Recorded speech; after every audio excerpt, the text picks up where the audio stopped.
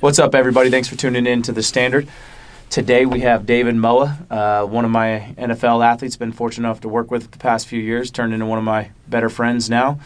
Both have 2-year-old daughters, so that's been a cool thing to connect on. And Dave, man, I appreciate you having you. Thank you for having me, man. We got a dream team going on right now. Yeah, yes, sir. Yes, sir. So Dave from San Diego, played Division I football at Boise State, played defensive line, redshirted his first year, went to the NFL, bounced around for a few different teams, and right now just working on getting the body right, working on getting back on the team. Yeah. So, Dave, first thing I wanted to kind of talk about is, like, you and I talked about it a little bit, but give me a little background on, like, your high school. You know, you said you didn't win a lot of games. Yeah. We always think San Diego, coming from Idaho, is, like, unreal, and you'll joke about your team maybe didn't win too many games. And give me a little bit of rundown on how you got recruited to Boise State and how that whole journey went. Yeah, so I think to know my journey, we got to start from the very beginning. Like, my dad, my grandpa, everybody before him were big rugby players because I was born on my island of Nuku'alofa, and that's all I knew was, like, as soon as you're able to walk and run, you're going to start training to play rugby. But then we moved out here to the United States in 2002. And how old were you? I was about 7 years old. And had to do it all over again. Got to learn English. Making friends was tough. Getting to know people. I would always get calls. My parents would always get calls from my teacher saying, like, he's trying his best, but this is one thing you can work on at home. But my parents were born and raised in Tonga too, so that we were all going through it together. And so that was, like, my upbringing was kind of tough and challenging, but I always knew the sport I was going to play was rugby again, but it wasn't that big here in the States, you know. Like, I guess it was pretty big in Utah because Utah is a huge Polynesian community, but when we first moved out here, I lived all throughout Cali. When I lived in L.A., my older brother was slowly getting into rugby, but then we moved again to Sacramento, so we had to try again. We were trying to find a different sport, and that's where I found basketball. I thought basketball was going to be, like, my first passion, my first sport I was ever going to start playing until I got to San Diego and I started going sideways instead of taller. And I found out that point guards are the same height as me but moving a lot faster. So So you had to learn English? Learn English. How long did that? It makes sense now listening to you talk. Yeah, I know, right? So how long did it take? Make sure you get that part. And it was an ongoing process until, like, 5th grade. Like, I remember every day, like, having, like, I wouldn't say, like, anxiety or anything, but, like, just being worried about what's coming out of my mouth. Am I saying it right? Is it, like, does it actually make sense to you? And listening to English back was a lot more tougher because I was like, what's going on right now? What was your first language? Tongan. It was Tongan. Now I don't know a lick of it, but you don't know anything? Besides those words that are too fun growing up. But yeah, so that was a tough transition, but once I got used to it, and my dad got into working out, that was my favorite part about everything was working out because my older brother was 2 years older than me, and that's how we just got. We were always so close, and I saw my big brother laid the foundation for me for sure because he was a great defensive lineman at our high school, and he was getting all these recognitions from all these schools, and I was like, I want to be part of that. I want to, like, you paved the way. I want to follow those footsteps. I remember he was getting recruited by San Diego State, and I would always go watch the games when they played at Qualcomm, and that's when I first learned about Boise. Was when Boise had this linebacker with wearing number 94. It turns out it was Byron Howe, but oh, yeah. dude's a monster. Just one of my favorite players to watch at the time, and it was super fun to when I first got to Boise. He turned out to be one of my defensive line coaches too, so to learn from him was pretty awesome. But and your brother, man, so you're what, 6'3", we're sitting around 300 right now? Yeah. And your brother makes you look small. Oh, yeah. Do you know what his dimensions are? Like, when he was playing, he was like 6'5", 330. And he's still playing, doing like a arena right now? Yeah, he's done with arena football right now, but got 3 years under his belt, had a great time playing, and just, like, getting ready for life afterwards. That's awesome, man. So in high school, you hooped, played football. What did it look like getting recruited in Boise State? How did that come about, and why did you choose them? Yeah, so the first time I ever played football was my freshman year of high school. Funny story about that, I didn't even know how to put, like, paddings in your legs or put it on right, strap it on right. And it was like mid-practice and everything kept on falling off, and I was like getting so annoyed of it. I was like, I don't want to play this anymore. Like, I just want to play basketball. And it goes back to being like my brother being my biggest motivator and helping me out. He got me all settled, and my freshman year, we had like a pretty good freshman squad because we had a Pop Warner team. That was called like the Kearney Bulldogs, and it was like a very good way to pave. It paved a good way for players to come into high school with being around the same people, being around my friends. So it was fun playing with them. But my high school was still struggling. My brother was when he was a junior, I was a freshman, and our varsity team was not doing good. And overall, there was just so many bigger high schools around us that had all the attraction from all the better players in our community, and me and my brother just stuck it out. So just be honest, man. How many games you win? Okay. So yeah, my junior year, I won 2 games, and my senior year, I only won 1. Yeah. I think the best thing the best thing about that was in the summers, I knew that I wasn't gonna get so much recognition in the games because it just was tough having coaches come in watching a losing team. So I went out to college camps. I did the Nike camps and I did like the Under Armour camps, but I felt like those already had the players that they wanted to highlight, right. So it was tough to get recognition there. And so the camp that I went to that I felt like I got the most recognition was the USC camp. I had a bunch of 5-star athletes, 4-star athletes. And nobody knew me at the time, and my dad sat me down right before that camp and said, look, like, what's there to lose? Like, you're going into one of your biggest years, which is my junior year of high school, and you just got to go out there and play ball. Like, stop overthinking things. You just got to just get after it. And I remember lining up against one of USC's, like, top recruits who was a left tackle, Toa Lebanon, and my first rep just got after him. Yeah, like it was one-on-one pass rush. I gave him a long arm to a double hand swipe, which is something I've been working on all summer. So it was nice to see all that coming into play as well. Yes, sir. And I drove him back, and I remember Ed Oregon at the time was their defensive coordinator, just hyping me up and he's showing me a lot of love. And I was like, okay, like I think that was like one of the times like, okay, I can do this, and ended up just balling out. My dad, back then, YouTube, your family members recorded it on the phone and posted it. So after that, all this mail, I started getting more mail from colleges. Oregon, I sent like a bunch of mail, Washington State, and like Boise State was like one of the last few teams to like start recruiting me heavy.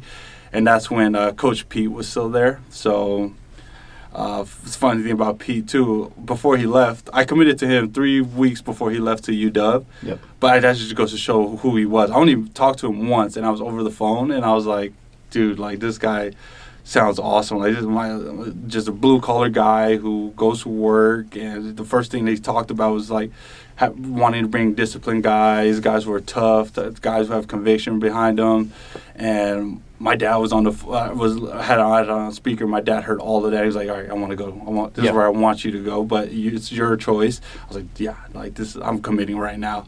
I ended up committing, and 3 weeks later, he leaves to UW. So that was like a weird pathway, but that was my story with Boise State at the beginning. And Coach Avalos was the guy that actually really recruited you, right? Like He's your guy, right? Yeah, man. Coach, I love that man for what he did. Like him and Coach Red were I don't know. Another dog. Yeah, another great. Riddle dude. was the man.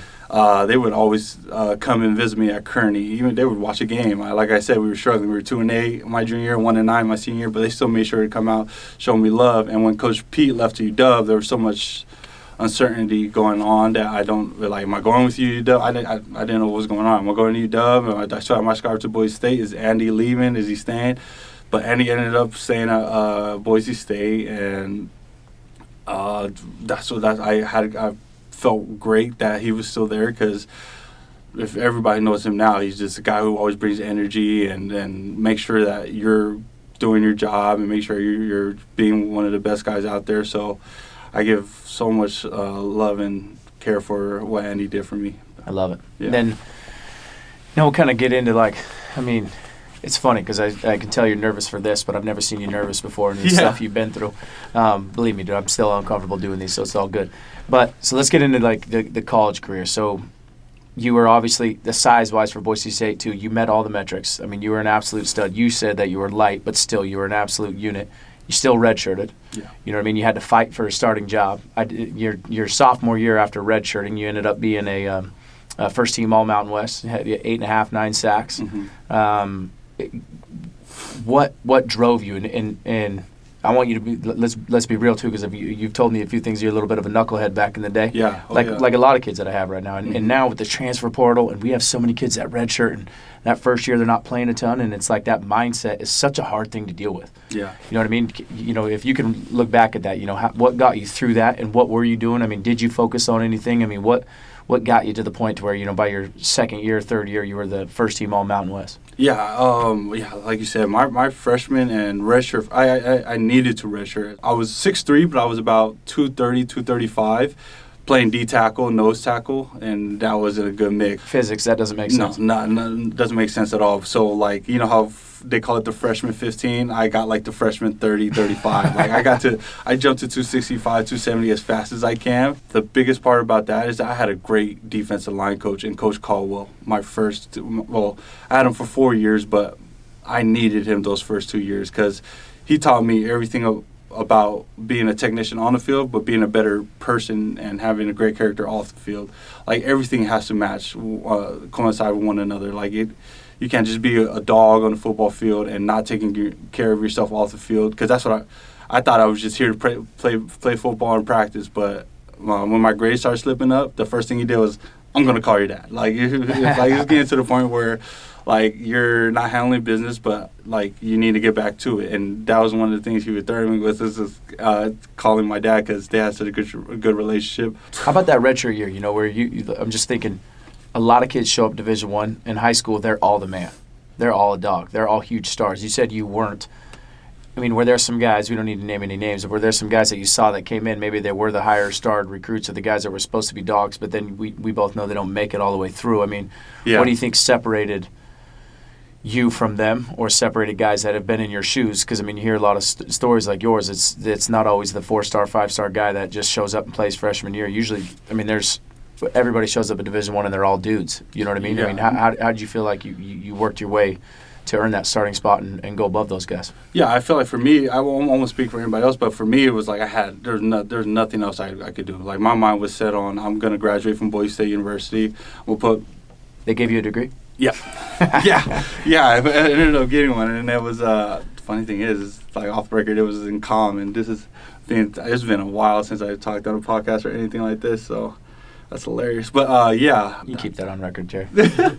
Yeah, there was no going back for me. It was this is what I wanted to do since I found a love for the game. There was literally no quitting myself. I wasn't going to tell anybody I was going to quit. I was like, I never thought about quitting. We get through your sophomore year. Junior year, you ball out too, right? Yeah. Going into your senior year, tear your Achilles. Yeah. Right? Yeah. Literally, like, you played one game, tore your Achilles? Yeah. Did I get that right? Yeah. I tore my Achilles in, like, summer conditioning, and then thought it would be healthy going into the season. Didn't play the first 2 games, but ended up suiting up for Oklahoma State. And was dominating, too. Had a great couple quarters, but then it popped it again in that fourth quarter. And that was the first time you tore it. That's all Winston Venables' fault, right? No. Making you run up Camel's back? Isn't that his idea? No, yeah. Whoever brought that up, that was the thing my redshirt sophomore year, and I was like, dude, never again. But, yeah, it was just one of those freak accidents that we were just summer training, just great juice with the guys. Thought I could, we were like, going into our 6th rep to extend my leg, and I felt a pop in my Achilles, and I was like, doesn't feel right. What went through your mind? What went through your mind going through that? Like, that's probably one of the hardest injuries to come back from. I mean, we see more ACLs, which is really, really tough. I mean, no injury is easy, but the Achilles, physically, especially for your position, playing in the trenches, it was so tough. Like, what got you through that and made you want to come back? I mean, was it all like, hey, I'm going to the league? I mean, was that your biggest? Is that your biggest driver? I mean, what made you push through that injury? Yeah, twice. After it happened, I didn't really know how serious it was, because there was talks that I could come back, like, for the first game, and I ended up not doing any practice throughout fall camp, and it was actually feeling a lot healthy, feeling good those first 2 weeks. So I was like, all right, maybe this 3rd week we'll suit up and try to see how it goes. And after it popped again, I was like, all right, like, this is pretty rough. Like, what's gonna happen?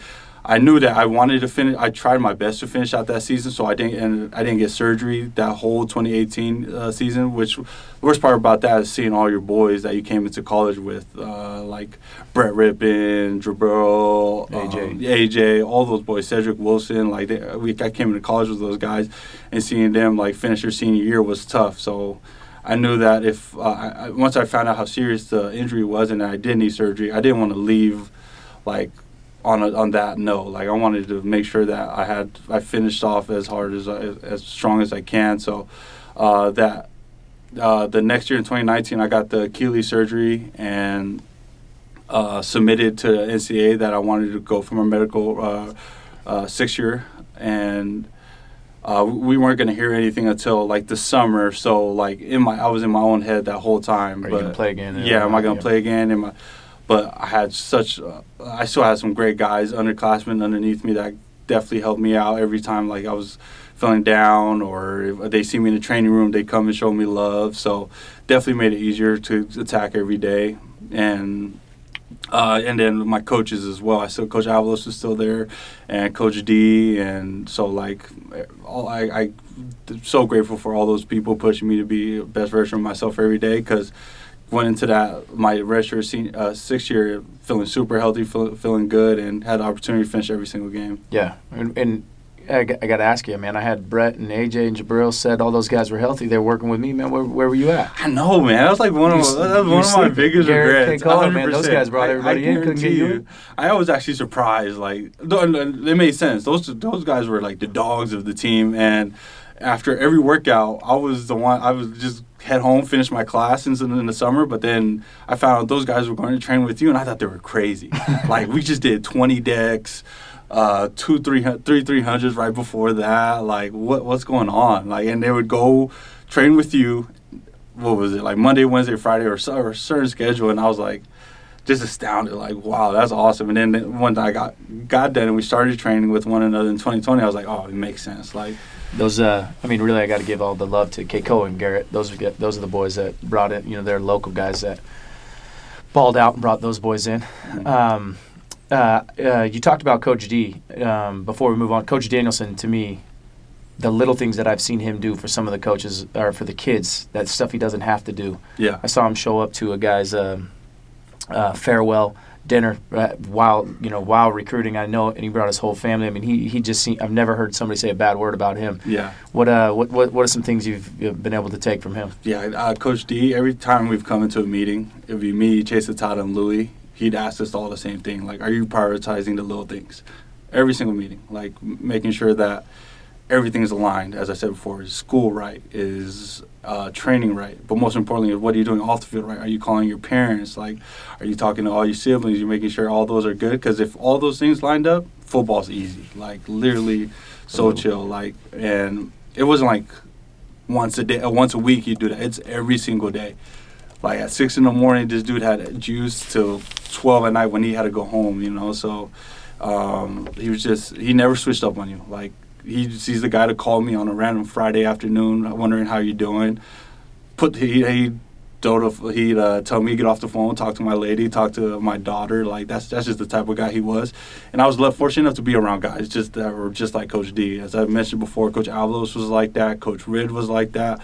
Coach Pittman, who I give so much. Also another guy I have to give credit to, because I was a complete softie my freshman year, my redshirt freshman year, and it was what he taught me in the weight room that built me physically and mentally into the man I am today. Like, those guys all have like paved the way for people like myself, the John Molchons in the world, Ezra Cleveland, and guys like that. So, yeah, Pitt's at Idaho State right now in this short amount of time he's been there. I mean, they're already him and Cody Hawk. I mean, they're changing the game there. Yeah. So you came out draft COVID year. So our pro day, you had to do a COVID year, which was sweet for off the field, because Boise State had to run their pro day at our facility. Yeah, that was it. Which was sweet. So I got to meet you boys. Had to switch up your 40 stance real quick because it was pretty gross. I appreciate that. Yeah. That was wild times, man. I think it was 2 weeks before we found out that everything was like closed off. Shut down, everything was shut down. Oh my God, I couldn't even. what are we doing? Like, my dream of going to play in the NFL is like getting cut off. Like, is this not going to be a thing? But then our savior T and off the field, you guys. Well, we talked with Brad Larondo, yeah, and because I had Garrett and Keiko, I'm like, these guys are going to we're going to do it no matter what. And so Brad's like, can we bring everybody there? And I said, hell yeah. Yeah, you guys were doing stuff behind the works, and a couple guys didn't even know that what you guys were doing. Right. So when you guys brought it back up, that was awesome, because my agent had told me that like so many teams saw the video that we put together on that field too. And appreciate you pressing the timer a little faster for my quick thumb that day. It was weird. The wind was at your back. Quick thumb that day. Yeah, no, that was some crazy times. We had to film. We had multiple cameras. So you don't know this. We had a guy up in the stadium because you had to see the whole 40. Yep. Then we had a guy close so you could see the stopwatch. Mm-hmm. I mean, I'm joking about the quick thumb, but I was trying to build a name for me, so we were all as honest as we could. We had 3 guys timing. I mean, we took the middle time every time. That was a crazy time, but that was a cool time. You know, Keiko, I remember we had to put 2.5 pounds in his compression shorts to make him break 205. But I remember I had to do my vertical jump too, and I was trying to cheat it. I was just trying to cheat it by like not putting my hand extended, but you guys know what you guys are doing. You're like, dude, they're not gonna accept that. So put your hand all the way. I was like, okay, sounds good, and. Yeah, everybody caught on to that tape, and they commented back to my agent saying, like, he's moving good, he's moving fast. Like, there's more film that we've seen from some other colleges. So, yeah, like, that was very, very helpful in that transition into the league. Yeah, Pringle did a good job, too. Those boys killed it from you. You know, so then you signed a free agent with Minnesota. Yep. Been with Minnesota, Atlanta, New York, the Giants, and then with the Chargers, you know. One thing I wanted to ask you, we don't talk about a bunch because we don't try to hype up, a bunch of other people. But like, what are some of the biggest or the most respected coaches you've seen at the highest level and players that you've been around? What are some things that you've been able to take from those guys? Like, any coaches or players stand out to you, like their work ethic or just freak athleticism, like Saquon you've talked to me about? You know, when it comes to players, every single one of them, like. Every player that I was in Minnesota for just training camp. But my defensive lineman coach at the time was Coach Andre Patterson, and this dude was a guru when it came to defensive linemen. Like, he was turning 3rd-round picks, 4th-round undrafted free agents to like multi-millionaire contract guys. It didn't matter what round or if you're an undrafted free agent, he was going to help you transition into the league no matter what. That's awesome. Like, I was with him, even though I was with him we couldn't go see them personally. Like, we didn't have OTAs in 2020, so we were all virtual. But he was every little thing, like when it comes to stance, alignment, get-offs, all of that. He made it seem like he was right in front of your face coaching you. That's just how type of coach he was. And when he actually got to see him end of July, going into camp in August, it was just we got going. Like it didn't really matter where you were at the time. If you were doing the work in the off season, which most of all of those rookies were, there's 4 D linemen.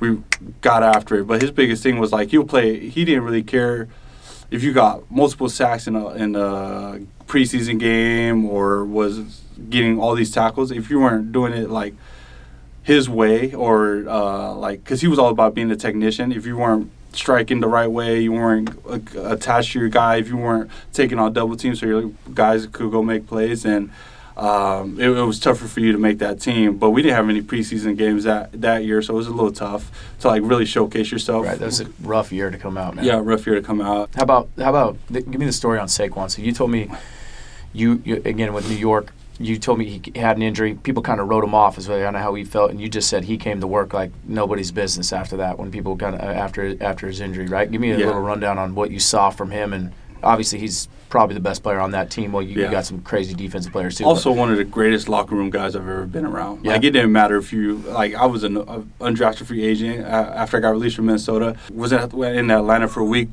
That's because they had some guys on COVID. Like, they had COVID, so I was just like a replacement for a P squad guy. After that week, that's when I ended up with New York, and one of the first guys to come up and say hello, introduce himself. Like, he didn't even introduce himself. Like, I know who you were. Like, that's awesome. Yeah, his character was like through the roof. Like, he was a very competitive guy. It didn't matter what you were doing, ping pong. You were in the training room trying to, I don't know, like just trying his best to get back to being healthy. Because there was a couple guys with the same injury as him, and we would hear him joking around like, I'm coming back faster than you. Like, I'm in the weight room more than you. Like, I'm getting more recovery. Like, seeing that was just, like, amazing to see because, yeah, like you said, people wrote him off, and he was but not one part of him deteriorated. Like the person he was when he first got to the league is the same person he is like today. So that's awesome. Yeah, that's crazy. That's awesome. Now, D, this is the stuff that you've helped change OTF. Like, you don't even realize, like, the mindset that you have and your personality and the perspective that you have. I know on the camera you get a little bit nervous. I just found out, but like. You're consistent all the time. Never have a bad day. Which deep down, I know that you've had rough days, but it's like you've never had a bad day. Every Monday, we have team meeting with the entire our whole staff for off the field, and it's like things that we can improve on. And like we've used you as an example, probably more than any other athlete that we've ever used. And your mindset and your perspective is crazy. And the fact that right now we're not on a team. You went to L.A. You were with the Chargers. We balled out. Even Matlock said, you were almost like a defensive captain. Like, you helped run the D-line room. In the NFL, man, it's just crazy. It's a business. It's a deal. They had 53 guys. You were the 54th guy, pretty much, right? Mm-hmm. And your perspective and on how you handled that and how you still handle it and how you come to work every single day, how you treat other people, to me is insane. And that's how you're a dad. I learned stuff from you, like how you talk about your wife, how you talk about your daughter and how much you're there for them. Like, to me, that's your gift. To me, that's why you're going to play in the league for a long time, and whatever you do outside of the league is going to be crazy, So a thing that hit me so hard, and we've had a few of them with the different teams, but I didn't even realize it was stupid of me that I called you on the waiver day. I didn't even realize I called you that day. You probably thought that I already saw that you got waived, and I didn't even see it, but I was just calling to see how you were doing. Yeah. And you were in the car ride on the way home, and you're like, hey, man, I'll probably have 2 days off, but I'll be there. You know what I mean? I'm going to hang out with the fam, and then I'll be there, and you did. But you literally told me you bragged about your defensive line coach. Mm-hmm. You bragged about every defensive player in that room. Yeah. You talked about how Scotty's going to have an absolute unbelievable career. You know what I mean? And now you just praised him, and then you said, hey, I had 2 games where – it wasn't physical stuff. It was a couple mental mistakes that I made, you know what I mean? And I'm going to learn and adjust and time to go back to work. Yeah. Where does that come from? You're literally one of the most genuine people I've ever been around. I'm not just trying to make you feel that way, but like, how do you always have that mindset? Even after the Achilles, even after your Minnesota coach, you only were there for the Peace Squad or for the off-season training camp, and you're just bragging about he's one of the most influential coaches that you had. You know what I mean? You've never put it was somebody else's fault. You've never played the victim card. You know what I mean? Where does that come from? As cheesy as it is, I'm really just as grateful for this life, I never would have thought I'd be, like, even getting close to the NFL. Like, I didn't hear about it until I was a freshman in high school. So my journey to get to where I'm at now is just – it wasn't just myself, though. There was a bunch of people, like, along the way who pushed me and helped me to get to where I'm at. So – like, I got to give all of them the credit as well. Like, I wouldn't be the player or person I am today if it wasn't for people pushing me along the way. It's like I said, I'm super grateful for this life that I live, man. It doesn't really come from anywhere but from being a humble guy who just wants the best for himself and his family. And I know that to get to where I want to be at and stay where I'm at, I got to keep attacking every day. And it's not like you said, like, every day is not going to be a good day, but I'm surrounded around great guys like yourself, all the boys at OTF, Dice, and, like, definitely showing up to work with them, with you guys is definitely a big part of what helps. But, yeah, man, like, it's just – it could be worse. Like, like, the grass is always greener on the other side. Like, you always hear that. Like, it could be worse. But, like I'm still here today, and I'm not going to ever stop fighting for what I want for my family. I want them to live a great, happy life because that's what I grew up. My parents paved the way for me as well, and through all the hard work that they've shown me. So, just grateful, man.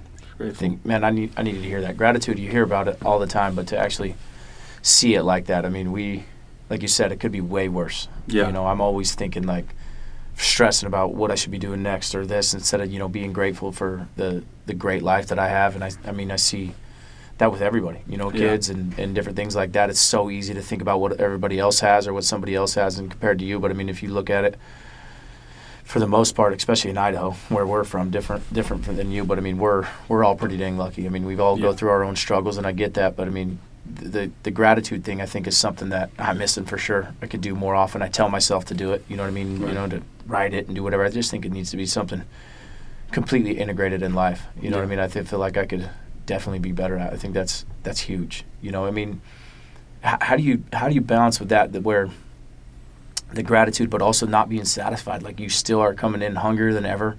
You want to work. You want to, like when we talk about conditioning, some of the boys, not a huge fan of it. You need to do it. Like, you're in. You know what I mean? And I mean, how do you balance those two? You probably don't even think about it that you're doing those, but I mean, you're still striving to play at the highest level, but you're also grateful for where you're at right now. You know what I mean? Do you have any perspective on that?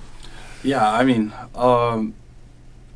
just you got to find some way to self-motivate yourself. I think my biggest why is my daughter and my wife. Like, I tell myself every day I wake up, I'm one of the luckiest guys in the world, just for who my wife is to me and what she's done for our family, and especially just waking up to your 2-year-old daughter and seeing her like grow every day. You're like, I want to do the best for them. Like, it's not just about me. Like, everything I do is going to contribute to their life, and I want them to live the best life ever. So I'm going to keep pushing myself every single day, whether it's in the weight room. I get back home, I know I need to get stuff done, so it makes my wife happy and makes everybody else happy. So just knowing that, like, got to put my foot down and get to work is just enough. I was hesitant to ask you to come right now because I know we are going through the thick of it. You know what I mean? Yeah. And I never see negativity out of you. But, I mean, when you got that call, I mean, you couldn't have complete positive thoughts. You couldn't have just been instantly, like, grateful or, hey, I'm still bouncing back. I mean, maybe you were. But, I mean, what kind of went through your head if you don't – I mean, to kind of go through that? I mean, how – You talk about getting waived? Yeah, getting waived there. Even after every practice, I self-reflect. What was the good? What was the bad? What was in between? What could I keep doing the next day to keep on, like, making it better? Just like you said, after I got waived, I knew everything that led up into it. It was those 2 games where a couple snaps of me not taking on a double team right or losing footing on certain plays. Just knowing that, like, stuff like that adds up, and being in the position I was, like, an undrafted free agent, just joined a new team. Every year is a different year, and you're trying to prove yourself every year. And I had a great 2 weeks leading up to that first preseason game. Thought everything was going good, everything was going great, and then a couple plays happened that first snap, that first drive where I was like, that's not good, but gotta get back to what I'm doing. Second drive, a lot better. Third drive, a lot better. But then next game, same thing again. Just coming out the woodworks, just having a slow beginning, not taking on the double team as well again, and not really feeling it in the beginning. And then I just caught myself, like, being a second quarter, third quarter, fourth quarter guy, which is not like you just got to be on at all times. And I just knew that, like, I got to do better in practices leading up to it. And when we got to that final game, probably had my best game against San Fran, but those 2 games before really didn't help me finishing off the season or finishing off preseason. So, yeah. So when I got the call that year, I was getting waived. I knew it was going to happen. I had a great talk with Coach Staley. He told me everything that I needed to work on to stay in NFL or play at that high level, and it was everything that when I self-reflected, was the same things. He told me he thought I was a great technician for the team, but just sometimes there was just a couple plays that I wish he could take back from me. So that after I heard that, I knew that, like, there was no time to rest. I called you when we talked to each other. You told me 2 days to get off, and then when I get back, get right to it. Yeah, I mean, 2 heavy hitters today for me. Self-reflection. When stuff goes bad, instead of, like, this is what I need to hear too, because it's easy to just be like, oh man, these guys had this advantage, or I came from a small market, we don't get a lot of pro athletes, or I didn't get recruited for this, or I wasn't this. But I mean, you literally went self-reflection. Like, you got cut. It wasn't like, man, F this team. It was like, shit, okay, what could I have done better? Yeah. You know what I mean? And then after that, it was being grateful for the opportunity to be there. You know what I mean? And then right back to the work of what's your why, and that's your family. You know what I mean? Those are so simple, but to be able to apply those in life is so hard. I feel like, I think you probably don't even realize it, which is why you make everyone else around you better, But I mean, those are the two. I couldn't figure it out, and now I did. Those are the two things that you have that are unbelievable, And that's self-reflection. I don't talk about that much at all with my athletes. Gratitude I do, but the self-reflection is huge. Yeah. Ownership, you know what I mean? It's no one else's fault. It's on you. Why didn't we win state? Why didn't we do this? Why didn't I get the ball more? Why didn't 100%. I play more? It's not because the coach didn't call the play for you. I mean, that's on you. Yeah. If you're good enough, I mean, they're going to give you the rock, or you're going to get in the game, right? 100%. It's huge, man. So, what now? What's your mindset now? What are we doing right now? Attacking it every day. So working out off the field, obviously, but then doing some drills at Boise State, striking the sled, and still getting my body acclimated to if I do get picked up in the middle of the season, then I'm ready to get going. Working out with you and Dice is just obviously helpful. Dice is getting healthy. We're doing one-on-ones and off the field, which is pretty cool to see. I've been locking you down. Oh, 100%. Just attacking every day, man. It's the same thing moving forward. I'm grateful for what I've learned from the past and just excited to keep attacking the future. I haven't been able to work with a ton of NFL guys, but, I mean, I have no doubt you're going to go kill it on a team. I mean, same thing. I mean, Purcell, we went through a time he had a couple weird years with COVID and stuff too, and guy ended up balling out at the end of a season. Yeah. They took a chance on him and signed a 3-year deal, and I was an absolute stud. You know what I mean? So I see you doing the exact same thing. You know what I mean? So I appreciate you trusting us and appreciate everything you do for OTF, man. You literally every single kid, every single one of them. You're on a sideline this week, and the Mountain View boys I introduced you to, and they're like, we know who this is. You know what I mean? They were over there just trying to hang out with you, not even talk to me. So it doesn't seem like a lot to you, but it means a lot to them. You know what I mean? Every one of the coaches loves when you walk in. Everybody, man. So appreciate you. No, yeah, appreciate you guys too, man. Let's keep rolling. And the NFL team out there too. I promise you, my boy Moa is going to be killing it. All right. Sick.